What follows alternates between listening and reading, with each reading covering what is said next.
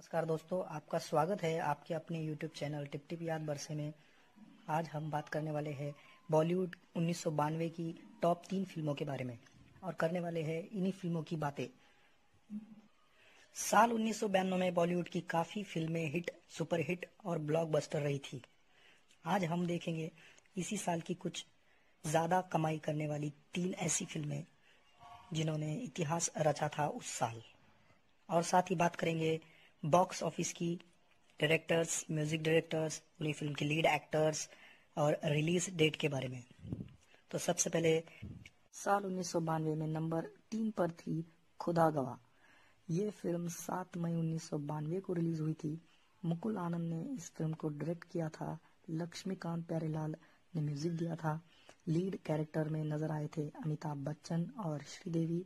साथ में supporting role थे नागार्जुना, अक्किनेनी। श्रीदेवी का इस फिल्म में डबल रोल था।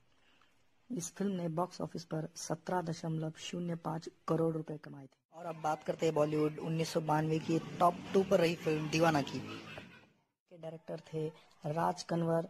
राज कंवर के करियर की ये पहली डायरेक्टेड फिल्म थी जो कि काफी बड़ी फिल्म साबित हुई थी।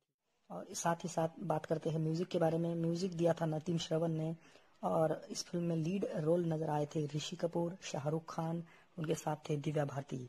ये फिल्म शाहरुख खान के करियर की पहली फिल्म थी। अगर बात करें इस फिल्म के बॉक्स ऑफिस के बारे में तो 18.88 यानी 18.88 करोड़ रुपए इस फिल्म ने 1992 में कमाए थे।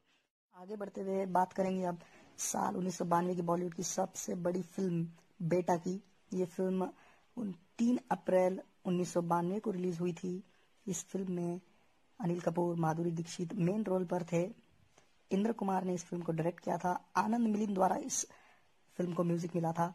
ये फिल्म उस जमाने की बेहतरीन हिट फिल्म थी, आज भी हिट है। 20 करोड़ रुपए बॉक्स ऑफिस पर फिल्म ने कमाए थे।